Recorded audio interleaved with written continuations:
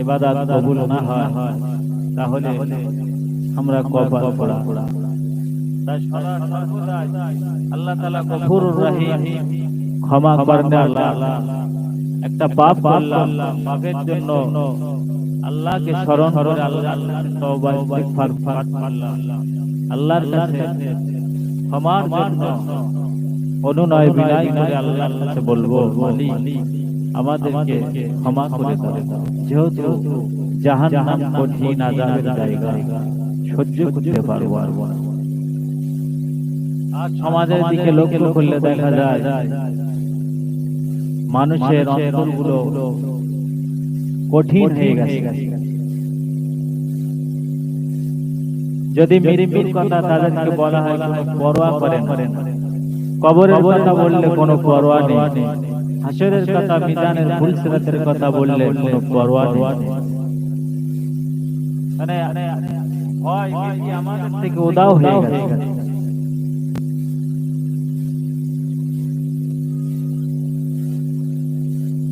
একদা একদিন আল্লাহর নবী হযরত ঈসা রূহুল্লাহ পথ দিয়ে হেঁটে যাচ্ছেন।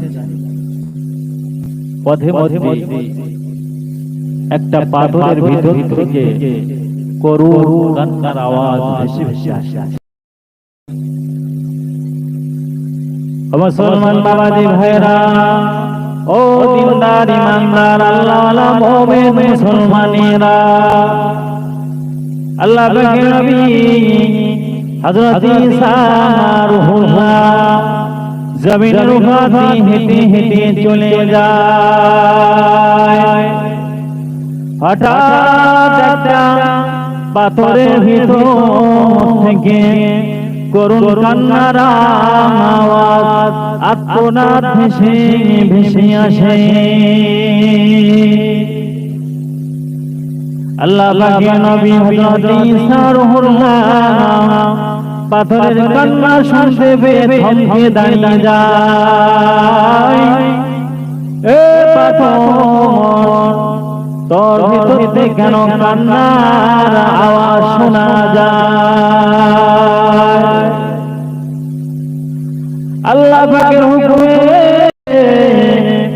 আল্লাহ তাআলা পাথরের বাক শক্তি ভেঙে দিয়ে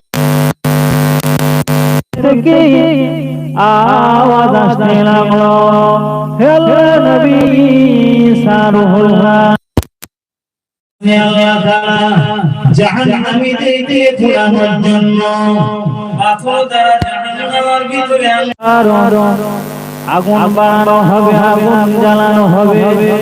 আমি পাথর জাহান্নামের আগুনে পুড়বো না বলে এজন্য আমি কাঁদতেছি, যাতে আল্লাহ পাক আল্লাহ তাআলা আমাকে জাহান্নামের আগুনে না জ্বালায়। পাথরের ভিতর থেকে করুণ কান্নার আওয়াজ ভেসে আসে।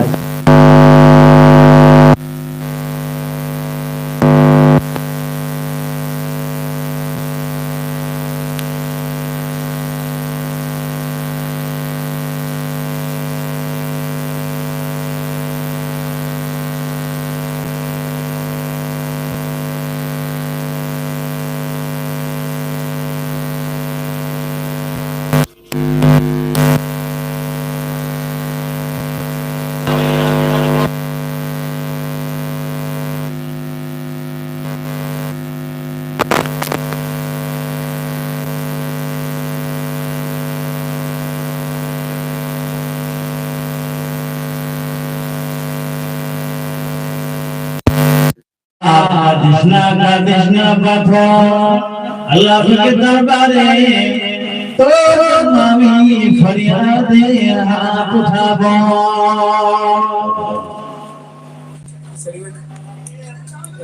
আল্লাহ পাক পবিত্র কোরআনে বললেন, তুসাব্বিহু লিল্লাহি মা ফিস সামাওয়াতি ওয়া মা ফিল আরদ।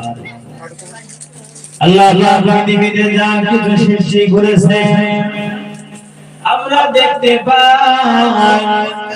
ও মুসলমান নামাজি ভাইরা আমার, আল্লাহ পাকের জমিনে আল্লাহ তাআলা যা কিছু সৃষ্টি করেছেন সবই আল্লাহ তাআলা তাসবিহ পাঠ করেন, সবই আল্লাহ তাআলা দেখে মশগুল থাকেন, সবাই আল্লাহ তাআলার স্মরণ করেন, সবাই আল্লাহ পাকের জিকিরে থাকেন। আর সমাজের মধ্যে দেখলে শুধু আমরা জিকির ফিকির থেকে আল্লাহর স্মরণ থেকে দূরে সরে রয়েছে মুসলমান। যখন আমরা কঠিন মুসিবতের ভিতরে আক্রান্ত হয়ে যায়, কঠিন বিপদে পড়ে যায়, সেই সময় আমাদের আর উপায় না পেয়ে তখন আমরা আল্লাহকে স্মরণ করি, আল্লাহকে ডাকি, আল্লাহ সমস্ত দিক দেখলাম, ভুললাম, অবশেষে কোনো সুবিধা না পাওয়ার কারণে কঠিন বিপদে মুসিবতে তখন আল্লাহকে স্মরণ করি, আল্লাহ জিকির থেকে আমরা বৈমুখ হয়ে আসি, দূরে সরে আসি। আমি যদি আল্লাহ জিকির ফিকির থেকে আল্লাহ স্মরণ থেকে যদি দূরে সরে থাকি তাহলে কি হবে মুসলমান? আমাদের উপর মুসলমান বাবারে ভাই বাবা হে দিনদারি মানিনা বাবাজি নামা ও তালেমা বোনেরা খেয়াল করে শুনো, আমি পৃথিবীতে থাকবো না, একদিন আমাকে আপনাকে আল্লাহকে দরবারে দরবারে হইতে হবে। সেদিন আমাকে আপনাকে প্রতিটি মুহূর্তের কথা আল্লাহকে দরবারে জানাতে হবে। প্রতিটা দিন আমাদের জন্য ভগবান আদম সন্তানকে লক্ষ্য করে বলে আমি ভাগিনী হো, আমি অন্ধকার সঙ্গিনী হো, আমি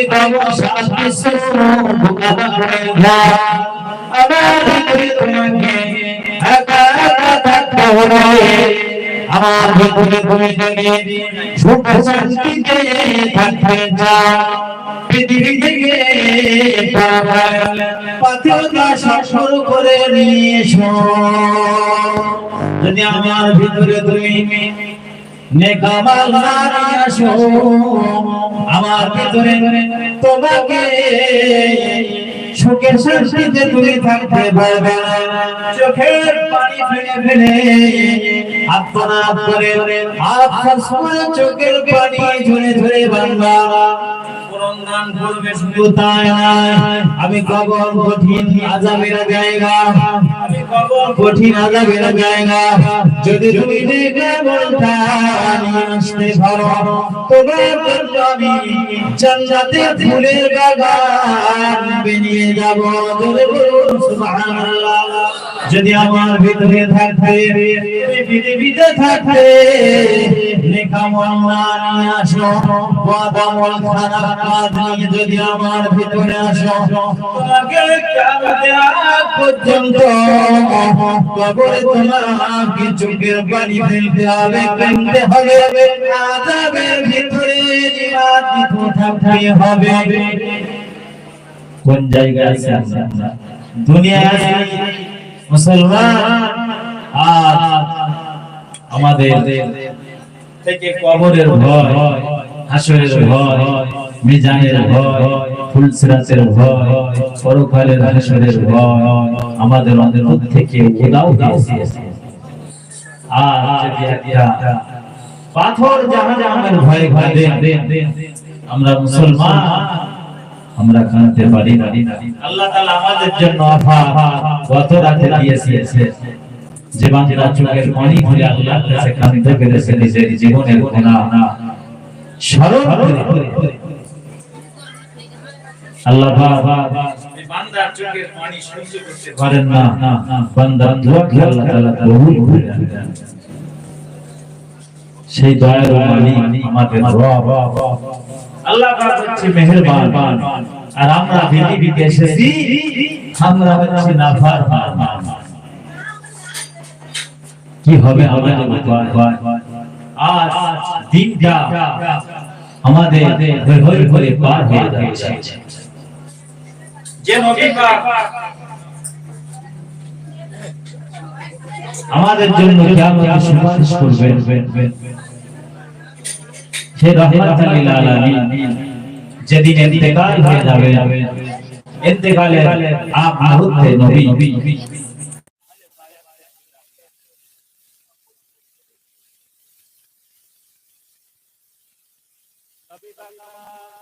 পৃথিবী থেকে বিদায় নেওয়ার আগে আহলে বায়তকে ডেকে বললেন সাহাবা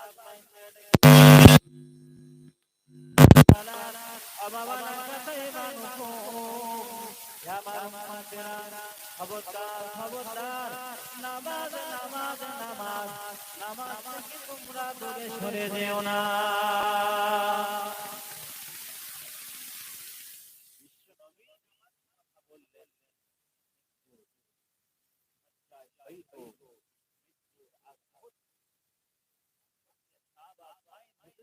লক্ষ্য করে বললেন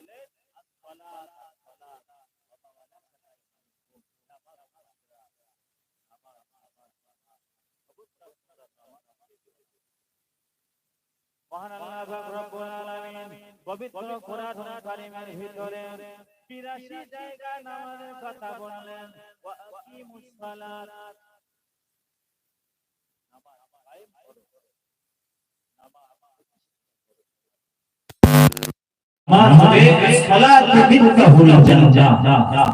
নামাজ মানবার জন্য হবে জান্নাতের চাবি যদি আমাদের নামাজ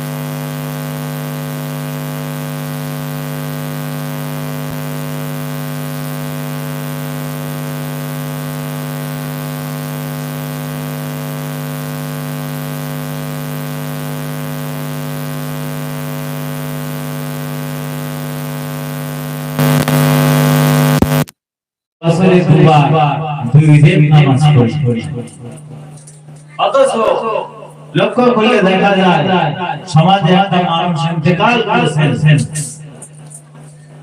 জানাজা নামাজ পড়ার জন্য মানুষ দলে দলে ভিড় লাগে যে নামাজটা আল্লাহ ফরজ করলেন বান্দির জন্য সে নামাজের ধার ধরি না নামাজকে আল্লাহ ফরজ আইন করলেন অপরিহার্য তাই তোমার পালতেই হবে আর ফরজ কিফায়া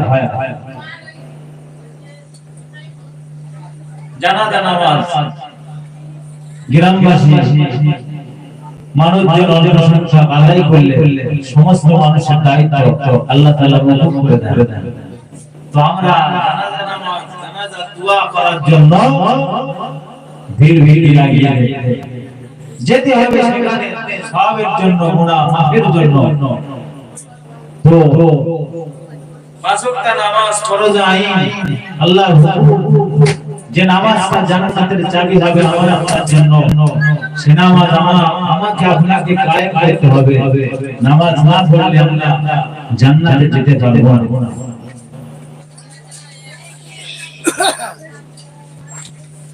বাবা সাল্লাল্লাহু আলাইহি ওয়া সাল্লাম বিশ্বনবী খাইনাম দাদিনা মদিনা হযরত সাল্লাল্লাহু আলাইহি ওয়াসাল্লাম দয়া নবী দিওয়ান উম্মতদেরকে সুপারিশ করবেন হাসরের মাঠে যারা পৃথিবী থেকে নামাজ না পড়বে নামাজ না নিয়ে যেতে পারবে আল্লাহ বললেন লা দীনা লিমান সালাত নবী বলেন লা দীনা লিমান সালাত যার নামাজ নাই তার ভিতরে দিন নেই যে মানুষটা নামাজ আদায় করলো না সেদিন সে ব্যক্তি কাফিরগ্রস্ত হয়ে গেল ওই নামাজের কারণে নামাজটা আদায় না করার কারণে আল্লাহ পাকের দরবারে আসামি গণ্য হয়ে যাবে তাহলে আমরা যারা ওয়াজ শুনতে এসেছি ভাই আমাদের পাঁচ ওয়াক্ত নামাজ পড়তে হবে সাথে সাথে আমাদেরকে মসজিদের ইমাম সাহেব ভাই আছেন পবিত্র কালামুল্লাহ শরীফ কোরআন শরীফ তেলাওয়াত করা শিখতে হবে কোরআনের সংস্পর্শে আসতে হবে কোরআন হচ্ছে একটা নূর বান্দার জন্য যদি আমরা কোরআন না শিখি তাহলে কি হবে আমাদের উপায় কিয়ামতে কোরআন আমাদের বিপক্ষে চলে যাবে যদি কোরআন দৈনন্দিন জীবনে তেলাওয়াত করি মহব্বত করি কোরআনের হুকুম মেনে পৃথিবীতে জীবন যাপন করি তাহলে আমাদেরকে কোরআন আমাদের জন্য আল্লাহর কাছে ফরিয়াদ করবেন যে আল্লাহ আমার এই বান্দা পৃথিবীতে থাকতে দৈনন্দিন জীবনে আমার গলাকে চুমা দিয়েছে আমাকে বুকের সঙ্গে জড়িয়ে ধরেছে আমাকে মহব্বত করেছে পাঠ করেছে আল্লাহ তোমার এই বান্দার জন্য আমি ফরিয়াদ করি এই বান্দাকে জাহান্নামে দেবে না মালিক আমরা যদি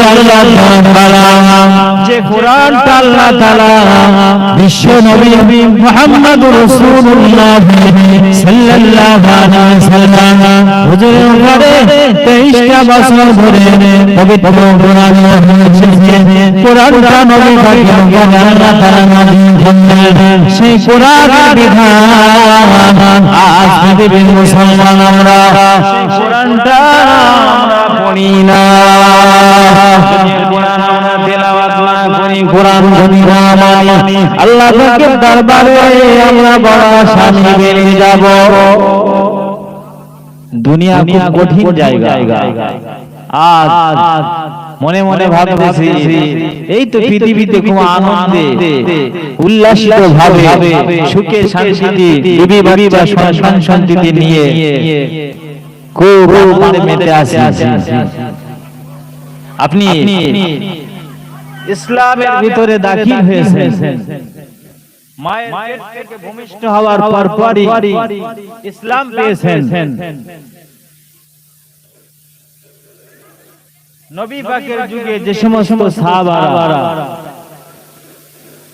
কলেমা পড়ে মুসলমান হয়েছে তাদের পিতামাতা কাফের ছিল কাফেরদের সন্তানেরা নবীকে ভালোবেসে মহব্বত করে গোপনে লুকিয়ে লুকিয়ে ইসলাম গ্রহণ করে কলেমা পড়ে নবীর হাতে হাতে মুসলমান হয়েছে তাদের ভয় ছিল যদি আমরা দ্বীনের ভিতরে দাখিল হয়ে যাই কলেমা পড়ি মুহাম্মদ রাসূলুল্লাহ সাল্লাল্লাহু আলাইহি ওয়াসাল্লামের সঙ্গী বনে যায় বেঈমানেরা কাফেরেরা আমাদের উপর অত্যাচার করবে তাদের ভয় ছিল কিন্তু আজ ইসলামের ভিতরে পরিপূর্ণভাবে দাখিল হয়ে আজ মুসলমান আমরা কোরআন শিখি না নামাজ শিখি না এটা আমাদের জন্য বড় কথা এটা আমাদের জন্য দুর্ভাগ্য তো আমরা যারা মাহফিল এসেছি দেখে মা বোনেরা বিশাল আওয়াজ হচ্ছে তোমাদেরকে বলবো মায়েরা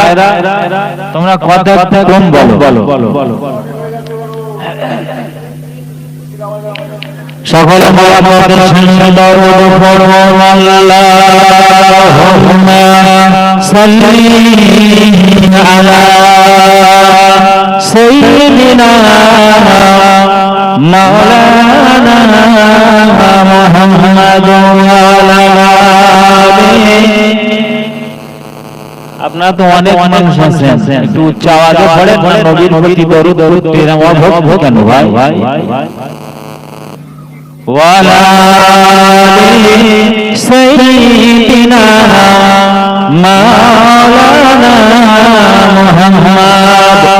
দরবারে বসে মোরা ভাবিতে না পারি,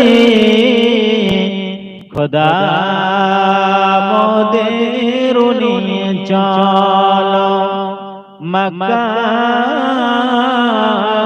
মদিনা।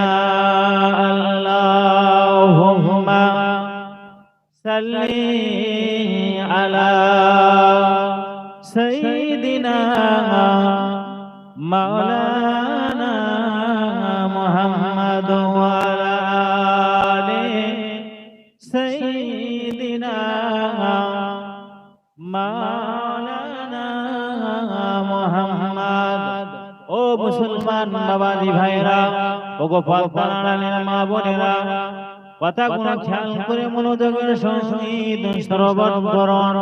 আমরা যদি দৈনন্দিন জীবনে আল্লাহ পাকের কালামুল্লাহ কোরআন যদি তেলাওয়াত করি, কোরআনকে মহব্বত করি, ভালোবাসি, ওই কোরআন আমাদের জন্য আল্লাহ পাকের দরবারে ফরিয়াদ করবেন। পৃথিবীতে যখন কোনো বান্দা পৃথিবী ছেড়ে ইন্তেকাল হয়ে বিদায় নিয়ে আলামিল জগৎ কবরের বাসিন্দা বেরিয়ে যায়, ওই বান্দাটা যদি মৃত্যুবরণ করলো, মৃত্যুর শয্যায় শহীদ অবস্থায় রইলো, ও মুসলমান বাবাজি ভাইরা আমার, ও গো মা বোনেরা, বান্দাটাকে বা বান্দিটাকে দুনিয়ার যে সমস্ত মানুষরা জীবিত, ওই বান্দা বান্দিকে গোসল দেওয়ার জন্য তারা প্রস্তুতি নেয়। সময় কাফনের কাপড়টা নিয়ে ওই বান্দাকে কিংবা বান্দিকে পরিধান করিয়ে নিয়ে জানাজা সেরে কবরে রেখে নিয়ে যায়। যখন ওই বান্দাটাকে গোসল দেওয়ার জন্য আত্মীয় ভাই ব্রাদার দ্বারা হাজির হয়ে যায়, ওই সময় ওই ব্যক্তি মৃত লাশটা দেখতে থাকে। একটা সুন্দর চেহারাধারী ব্যক্তি, খুব নুরানীধারী সুরাতধারী ব্যক্তি, ওই মৃত ব্যক্তি শিয়ারের ধারে দাঁড়িয়ে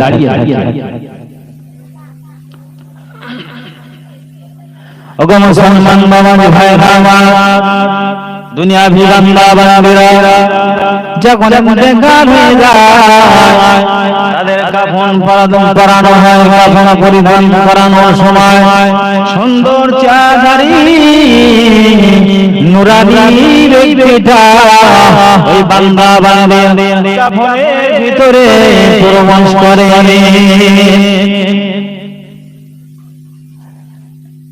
এবারে তারা খাটিয়ায় করে নিয়ে কবরস্থানের দিকে নিয়ে যায়।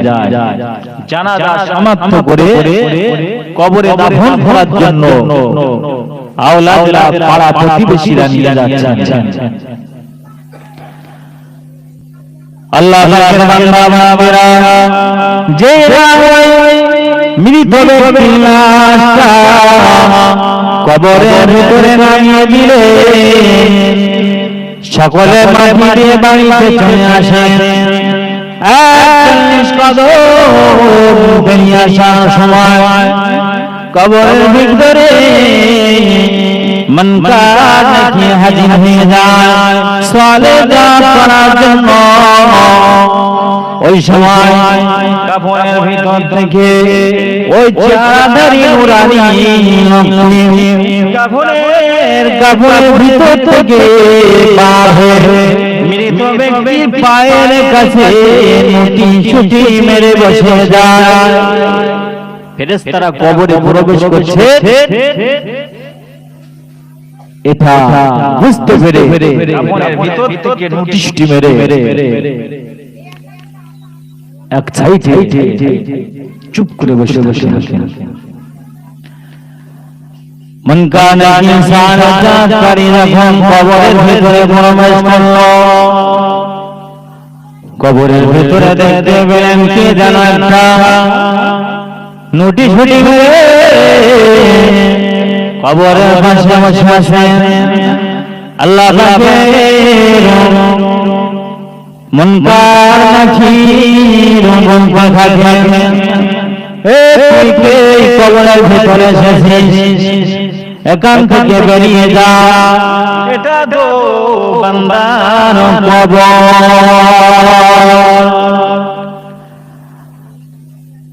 যখন না ওইভাবে বান্দাকে বার করে দেওয়ার জন্য বলা হয় আল্লাহ পাকের হুকুমে, ওই সময়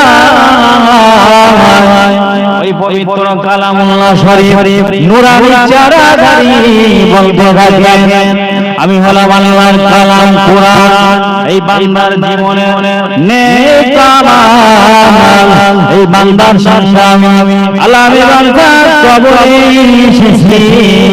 ওই সময় ফেরেশতারা বলবে তোমার বাড়ি কোথায়, ওই সময় বলতে থাকবে আমার বাড়ি হলো লাউহে মাহফুজ। আল্লাহ তাআলা যেখানে আমাকে সংরক্ষণ করেছিলেন, আমি এই বান্দাকে এই বান্দিকে আল্লাহ তাআলা জান্নাতে পৌঁছে না দেওয়া পর্যন্ত আমি আমার নিজ গন্তব্যস্থানে আমি যাব না। তাই ভাবে মুসলমান, আমাদের কোরআন পড়া লাগবে কিনা, কোরআন পড়তে হবে কিনা দৈনন্দিন জীবনে। যে ব্যক্তিটা জীবনে কোরআন শিখলো না, জীবনে কোরআনকে মহব্বত করলো না, ভালো কাজ করলো না, তামাম জিন্দেগিটা আল্লাহ তাআলা যতদিন হায়াত দান করেছেন, হায়াতে জিন্দেগিটা শয়তানের ওয়াসওয়াসায় পড়ে শয়তানের কাজে লিপ্ত থেকে মূল্যবান সময়টা শেষ করে ফেলেছে। কোনদিনের জন্য আল্লাহর কালাম কোরআন তেলাওয়াত করলো না, কোনদিনের জন্য একটু কোরআনের গেলাতে চুমা লাগালো না, ওই বান্দাটা যদি ইন্তেকাল হয়ে যাবে, মৃত হয়ে যাওয়ার পরে ওই বান্দার বদআমলটা কালো কুৎসিত একটা ভয়ঙ্কর চারাগাড়ি দেশে ওই বান্দা বান্দার পায়ে দেখে দাঁড়িয়ে যাবে। বারবার ওই বান্দা কালো ভয়ানক চারা ধারি ধারি বেগাতে দেখে ভয় থরথর করবে, আর মারতে থাকবে আমার চোখে দেখে আমার বড় ভীষণ ভয় হয়, আমার থেকে তুই দূরে সরে যা, জীবিত থাকতে কোনদিন তোকে আমি দেখতে পাইনি, আজকে কেন তো চারাটা বারবার আমার নজরে ভাসে, যারে যা থেকে দূরে সরে যা। পাপ করবে, মরণের পর পরিশেষ হয়ে যাবে। ভালো ভালো আমল করবে, মৃত্যুর সাথে সাথে নেক আমল আপনার জন্য দাঁড়িয়ে যাবে। মুসলমান বাবাজি ভাইরা, ওই সময় কদাকার বিছানাকে নিচে ধারে লোককে দেখে সেই নবীর মহব্বত, নবীর ভালোবাসা, ভালোবাসায় ভালোবাসিত হতে পারি না ভাই। তা যারা আমরা এত সময় থেকে শিখে সাথে নিয়ে আমশে হুজুরের মুখ থেকে আলোচনা শুনেছি, আমি গুনাহগার নালায়েক, আমার মুখ থেকে কিছু কথা শুনেছেন, আমার পরে হুজুর এসেছেন, হুজুর আপনাদের ওয়াজ নসিহত করে শোনাবে, যে হুজুর যে কথাটাই বলে আমরা চেষ্টা করব সেগুলো মেনে পৃথিবীতে জীবন যাপন করা। আল্লাহ সকলকে তৌফিক দান করেন, সকলেই বলে আল্লাহুম্মা আমিন।